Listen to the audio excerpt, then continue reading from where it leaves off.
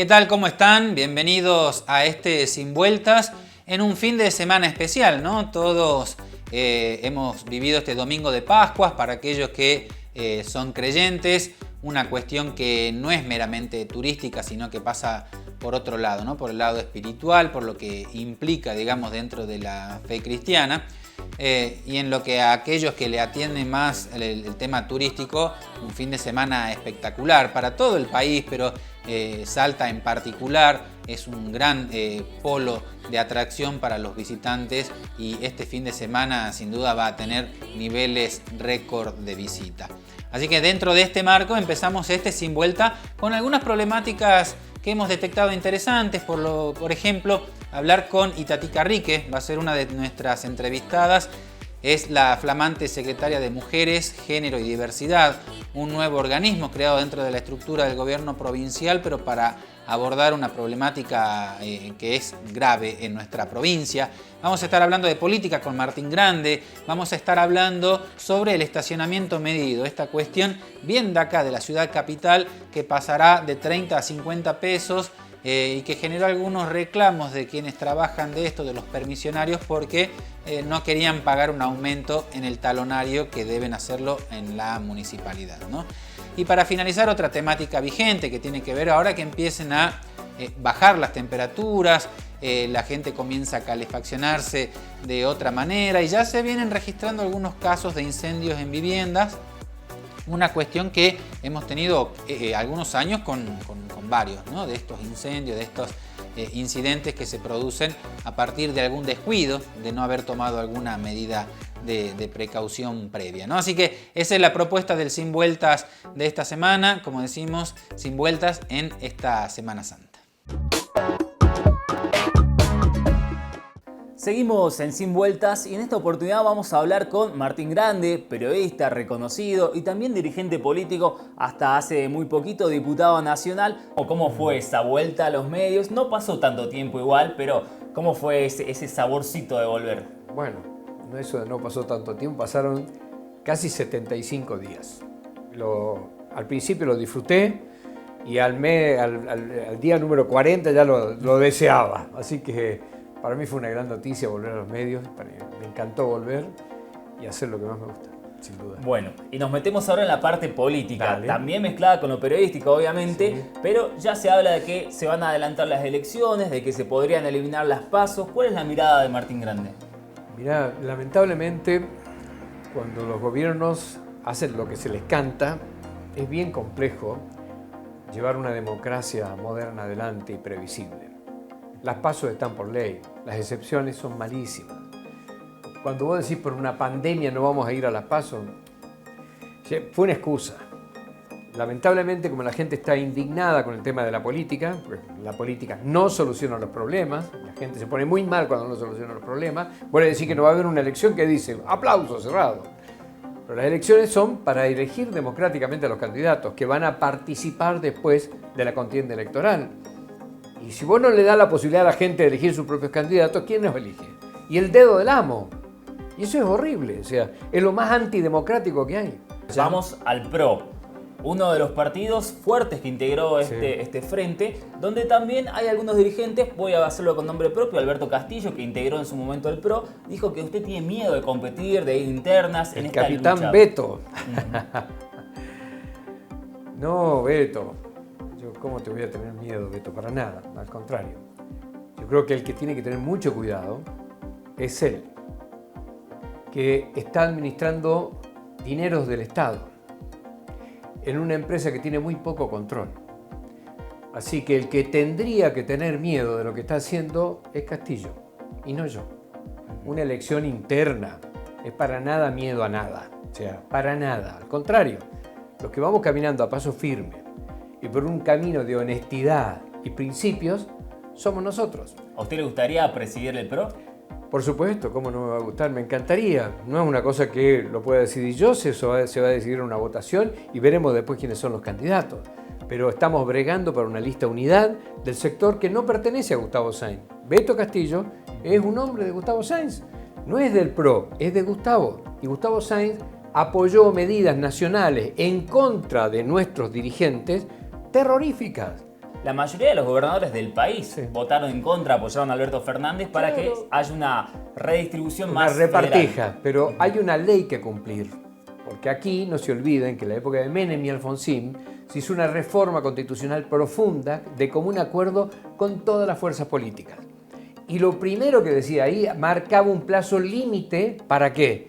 Para redefinir la distribución de la coparticipación federal, cosa que hasta el día de hoy no se hizo. Entonces, la típica de Alberto y Cristina, bueno, ahora ya Alberto y Cristina por otro lado, están muy peleados, por cierto, malísimo para el país, es sacarle plata a los ricos, a los que administran bien, y se la distribuimos a los pobres, a los que administran mal. Entonces, una provincia rica como la nuestra, riquísima como la nuestra, tiene los peores niveles de pobreza del país. Entonces, está bien que le saquen plata a los tipos de Buenos Aires. ¿Para qué? Para que acá sigamos creando empleo público, más planes que no sirven para nada, porque en definitiva los planes crean pobres y cada vez hay más pobres y menos gente que produzca riqueza. Vos fijate que acá en Salta el 60% de la gente está bajo la línea de pobreza. ¡Un horror! Y no decimos que esto es una provincia rica, es que lo es. El problema acá es que se roban la plata. Si no se robara la plata alcanzaría. Claro. ¿Y quién se roba la plata? Pregúntale, yo tengo hechas las denuncias correspondientes, pero acá todos sabemos de un escándalo que pasó en la municipalidad de Gustavo Sáenz, donde había una máquina que hacía justamente facturas truchas dentro de la municipalidad. El monto en ese momento era de 500 millones de pesos, no sé cuánto será hoy ya con la inflación. ¿Qué investigó la provincia? Nada de nada. El juez federal le dijo, señores, aquí tienen la causa, investiguen ustedes el daño al erario público provincial. Nunca movieron un expediente.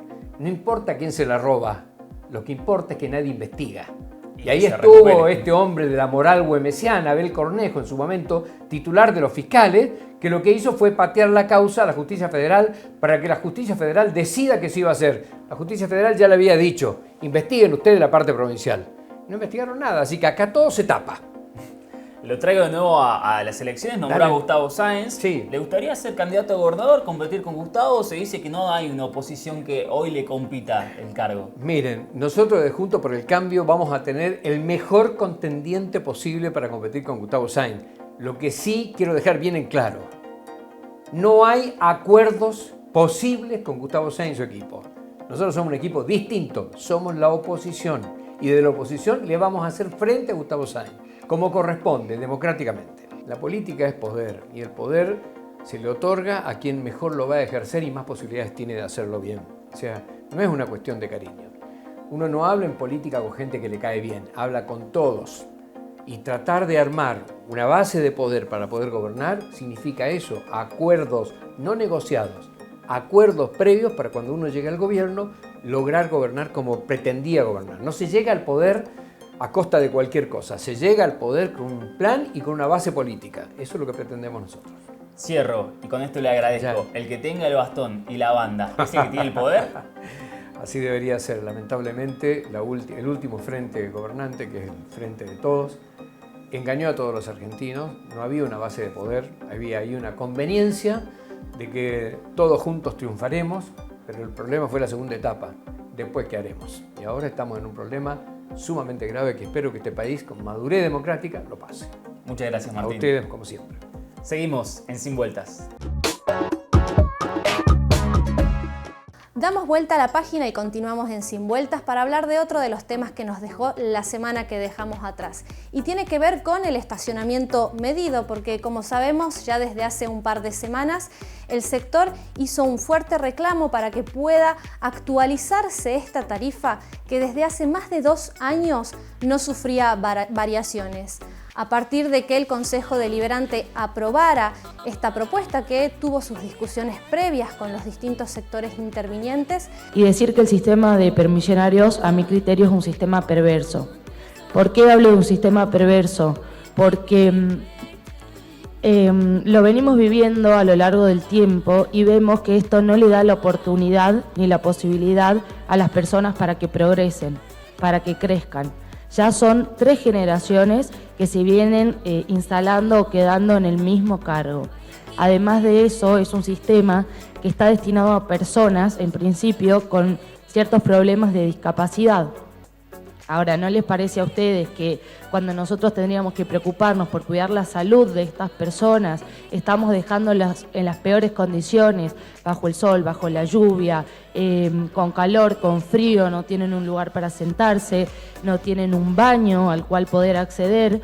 Finalmente se fijó una nueva tarifa, tanto para la hora de estacionamiento medido como para el talonario que van a tener que pagar los permisionarios con las boletas que le dejan a cada auto. Cada día las cosas suben más, cada día la plata no te alcanza, más para la gente que vive en la calle, vive de esto, es muy difícil.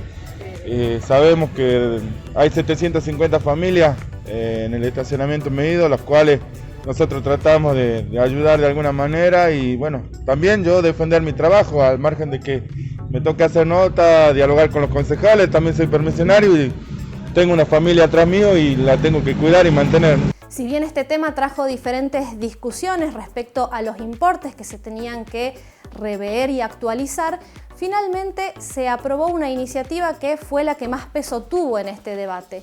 ¿Y en qué consiste? Primero, fijar un aumento de la hora del estacionamiento medido que pasará de 30 pesos a 50. Esto quiere decir que el conductor, el contribuyente, va a tener un aumento del 67% por hora de estacionamiento en las calles que están justamente señalizadas donde se pueden asentar los permisionarios. Del mismo modo, para ellos, para el sector de permisionarios, lo que más incremento tuvo es el talonario, que hasta hace un par de semanas costaba 150 pesos y que a partir de esta nueva reglamentación va a escalar a los 500 pesos, teniendo un aumento del 233%. En el municipio, ¿cómo redunda? Prácticamente siguen las mismas reglas del juego porque la distribución de la recaudación de los permisionarios sigue distribuyéndose 80% para ellos y 20% para el municipio. ¿Estás de acuerdo? ¿Era un aumento necesario? ¿Impacta en tu bolsillo? Sí, tendrías que pensar, estacionar en la calle te sale 50 pesos. ¿Qué te parece? ¿Bien? ¿Caro? Normal, calculo, no tengo idea, sinceramente. ¿Qué le parece? ¿Caro? ¿Barato? ¿Estará bien 50 pesos ahora? Es caro. ¿Qué le parece que el estacionamiento ahora, el estacionamiento medido, pase a costar de 30 a 50? ¿Qué le parece? Es mucho. ¿Es caro? Sí. Sí, 30 hasta el momento estaban cobrando, estaba bien, pero viste la situación económica como está ahora. Bastante, así que le va a costar más el bolsillo a la gente. Para mí está bien porque la plata no alcanza y hay gente que tiene discapacidad y lo mandan a cobrar estacionamiento con una discapacidad y los 50 pesos, quizás de los 50, 20 se agarra la municipalidad y 30 pesos se agarran ellos. Y decime, ¿cuánto sale una tira de pan? 45 pesos. O sea, no está bien que la municipalidad cobre un poco más que ellos, digamos, que están todo el día en la calle. Me parece que está un poco caro, la verdad, por estar en la calle, obviamente. Iniciaron las obras del nodo logístico, centro multimodal y puerto seco en el municipio de General Güemes. Es una obra que permite concentrar en un solo lugar la producción agrícola, minera, ganadera e industrial de la provincia y la región para su transporte hacia distintos puntos del país y mercados del mundo. Ocupará un predio de 40 hectáreas y genera 800 empleos directos para los salteños. Esta obra cambiará la matriz logística no solo de Salta, sino también de todo el norte argentino. Gobierno de Salta. Gobierno presente. A separar toda la basura en casa. A separar y cuidar el medio ambiente. Restos de comida acá. Plástico, papeles allá. Restos de alimentos acá. Vidrios y metales allá.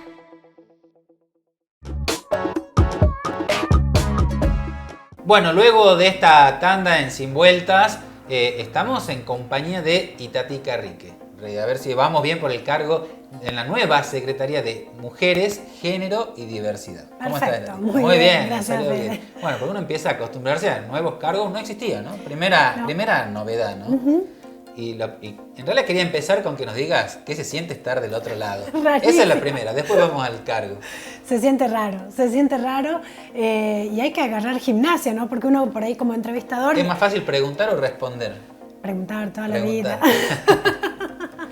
Así que veamos cómo respondo. Bien.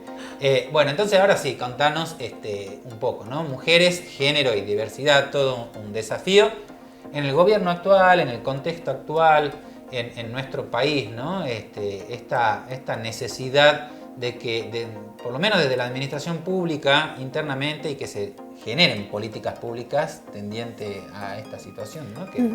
Sí, la verdad es que es un hecho histórico que Salta tenga por primera vez su Secretaría de las Mujeres, Género y Diversidad, porque va a permitir unificar en un mismo organismo distintas políticas públicas que tengan perspectiva de género. Y esto va a tener beneficios para las mujeres, para las diversidades y para crear una sociedad más justa y con igualdad de derechos y oportunidades. Se me ocurre el presupuesto, la reunión que tuvo el ministro de Ballur con esa visión de perspectiva de género. En turismo también hay como muchas cuestiones, ¿no? Como destino turístico que sea inclusivo, integrador, pero aún así en materia de salud también me parece que debe haber muchísimo para hacer. En realidad la Secretaría va a tener un camino como de doble vía. Por un lado, seguir abocados a la problemática de la violencia de género. Claro. Salta encabeza las estadísticas nacionales con respecto a violencia de género. Somos una de las provincias que en relación a la cantidad de habitantes tenemos más femicidios. Y eso es una problemática que no podemos dejar de lado y que hay que seguir trabajándolo de manera integral. Esto es con todos los poderes del Estado. Ahora bien, hay que ir un paso atrás, y ese paso atrás significa empoderar a las mujeres y a las diversidades, generar los recursos necesarios para que puedan incorporarse al mercado laboral. Y vos recién nombrabas el sector del turismo, que en nuestra provincia tiene un auge muy importante. Ahora, hay que incorporar a las mujeres a sectores que históricamente están masculinizados todavía, pero que son los que mueven la economía. Por ejemplo, la minería, la construcción, las tecnologías. Esos sectores deberían empezar a incorporar mujeres, y de esta manera incorporamos a las mujeres y a las diversidades al mercado formal, laboral. Los sueldos son en promedio más altos y de esa manera vas logrando una real y verdadera inclusión de las mujeres que termina repercutiendo en la cuestión de la violencia. Una mujer que tiene independencia económica es una mujer que puede romper con mucha más facilidad el vínculo de violencia donde está. Ahora, la última para ir cerrando, Itatí, bueno, mujeres, género, diversidad, tenés la problemática de violencia en la mujer, la discriminación que sufren ciertos colectivos, también tiene que ver, por ejemplo, con situación que viven comunidades aborígenes dentro de la diversidad. Digo, o sea, tu panorama es bastante amplio, ¿no? Y en una provincia tan diversa como la nuestra. Exactamente, es amplio, como decís, Fede, y hay algo que lo repito siempre. Todas estas reticencias que uno tiene, la dificultad de la incorporación de las diversidades, las situaciones que viven las comunidades originarias, hay mucho que tiene que ver con la cultura. Y cuando hablamos de cuestiones culturales, estamos hablando que para poder romper con lo que aprendimos, para poder cambiar eso, es necesario hacer un tránsito. Ahora, es necesario empezar hoy, ¿no? A hacer ese tránsito, porque si no, el cambio va a tardar mucho más en llegar. Entonces, hay que trabajar con las comunidades, las mujeres de las comunidades, las mujeres y las diversidades de las comunidades originarias tienen muchos derechos vulnerados, más que una mujer. Más que en la ciudad. Más que en una ciudad o en cualquier otro municipio de la provincia. Por desconocimiento incluso propio. Porque además tienen una cultura que es distinta, inclusive a nuestra cultura, donde hay cosas que están naturalizadas, donde hay cosas que están arraigadas, como el chineo, y eso hay que romperlo. Y se rompe con educación, se rompe con políticas públicas que vayan, que pongan herramientas a disposición de las comunidades para cambiar eso. Y también lo mismo con la cuestión de las diversidades. Si no comenzamos a incorporarlas, si no comenzamos a generar un cupo para que puedan trabajar, es muy difícil. Bueno, muchas gracias, Itatí, y mucho éxito en esta nueva etapa de tu vida, podríamos decir así, y en esta gestión para la que sin duda estás muy preparada en el cargo, venís trabajando hace mucho en esta temática, así que todo el éxito de nuestra parte. Muchísimas gracias, Fede, gracias. Bueno, seguimos en Sin Vueltas. Sin Vueltas llegó al cuartel de bomberos voluntarios Martín Miguel de Güemes para hablar de los incendios en Salta. Se viene el invierno y hay que tomar muchas precauciones. ¿Cuáles son? Mirá.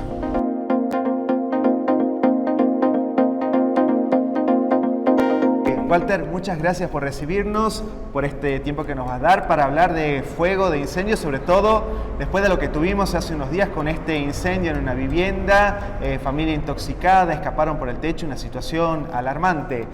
Quisiéramos hablar qué tenemos que entender al respecto de este tipo de situaciones. La verdad que nos ha sorprendido.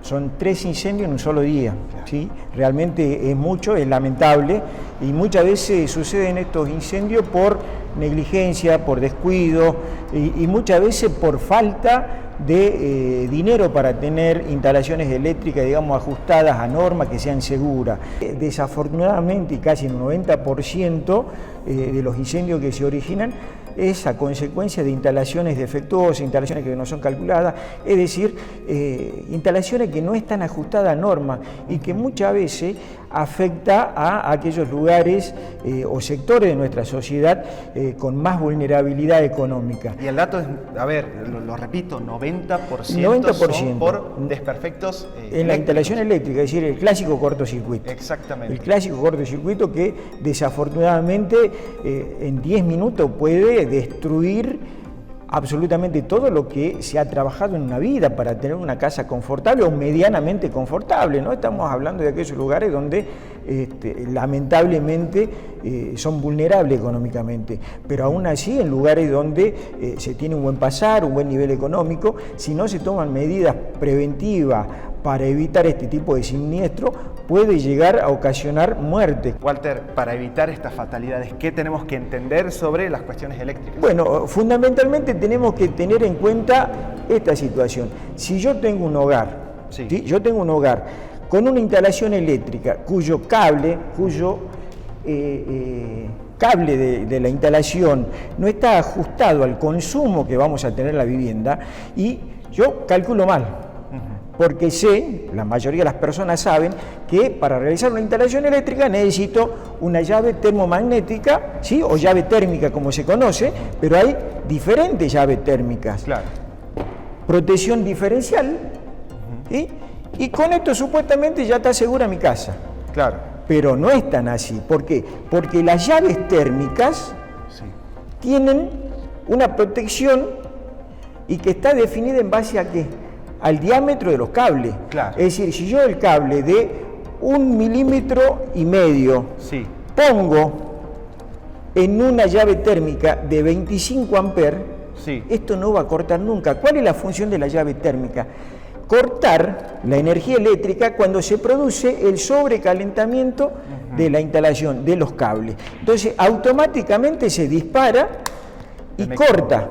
¿Sí? Ahora, eso no va a suceder cuando está mal calculada. Es decir, para una instalación eléctrica con un cable de 1,5 milímetros, yo necesito una llave térmica de 10 amperes. Muchas veces priorizamos, y esto me ha tocado ver en aquellos barrios que son económicamente más vulnerables, que el fin de semana tenemos fiesta, tenemos asadito, tenemos cervecita, tenemos vino, todo eso, y tenemos una casita que no está ajustada a norma. Entonces, ¿qué pasa? Estoy exponiendo todo lo que he construido con mucho sacrificio a que si se origina un incendio pierda todo. Exacto. Y por más que llega la ayuda social de la municipalidad o de provincia, siempre va a ser insuficiente. Entonces, tenemos que tener en cuenta estas recomendaciones. Si vamos a utilizar, ahora que viene la calefacción, viene el invierno, tengamos en cuenta también la ubicación de las estufas a cuarzo. ¿Sí? Tiene que estar en un lugar despejado, donde no haya elementos que absorban la temperatura, ¿sí? Que está proyectando la estufita a cuarzo. Por ejemplo, muchas veces lo ponemos muy cerca de la cama. Y claro, ponemos un acolchado espectacular, tiene caída, tiene volado y se empieza a calentar. Y como es sintético, llega un momento que se va a inflamar. Imagínate un escenario propicio para un incendio. Entonces, ¿qué es lo que sucede? Yo en mi cama me voy a despertar, pero ya con el humo, y tal vez si es que despierto, porque toda la combustión, ¿qué me genera? El monóxido de carbono. que siempre lo mencionamos en época de invierno. Claro, y justamente, Walter, ya para ir finalizando, se viene el invierno, se vienen las bajas temperaturas, hablamos siempre de la prevención, con todo lo que ha pasado, con estas indicaciones, con los números que estamos compartiendo, ¿cuál sería el mensaje para la gente, para el salteño que lo está viendo? Yo creo que el mensaje fundamental es tener un lugar seguro. Tratemos de prevenir, tratemos de invertir en nuestra seguridad. Si tenemos calefacción, hagamos revisar las instalaciones por un gasista matriculado, especialmente las ventilaciones. Lo mismo va a pasar con las instalaciones eléctricas. No está permitida la calefacción con el horno de la cocina. Es una práctica que por allí aquellos lugares que no tienen, que son vulnerables económicamente, lo hacen.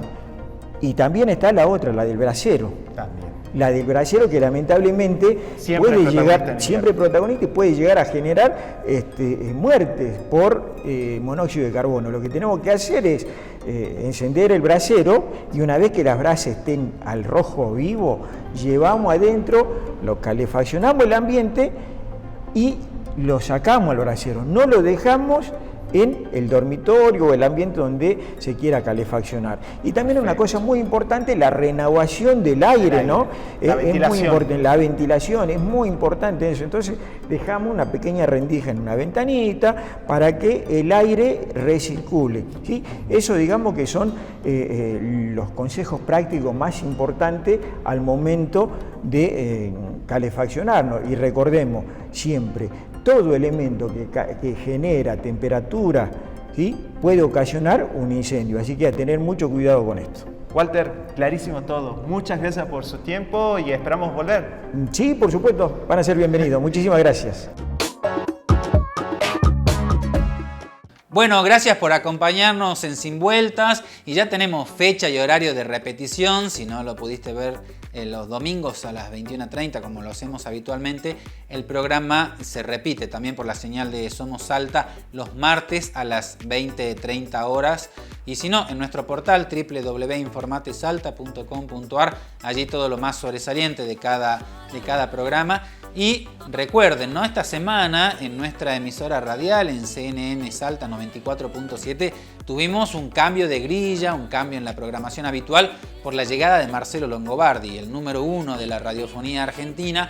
Dejó Mitre, se pasó a CNN y esta semana hizo su debut ya en la programación nacional de esta emisora porteña, que se retransmite en Salta en el 94.7 y lo podés escuchar desde las 6 de la mañana. Marcelo Longobardi en CNN Salta desde las 6 de la mañana y a partir de las 8 y hasta las 11, nuestro habitual Mañana de CNN con José Corbacho, Janina Carrieri y Agustín Fernández. Así que no se lo pierdan, ¿no? Todos los días a la mañana, 94.7 CNN Salta. Nos encontramos la próxima semana.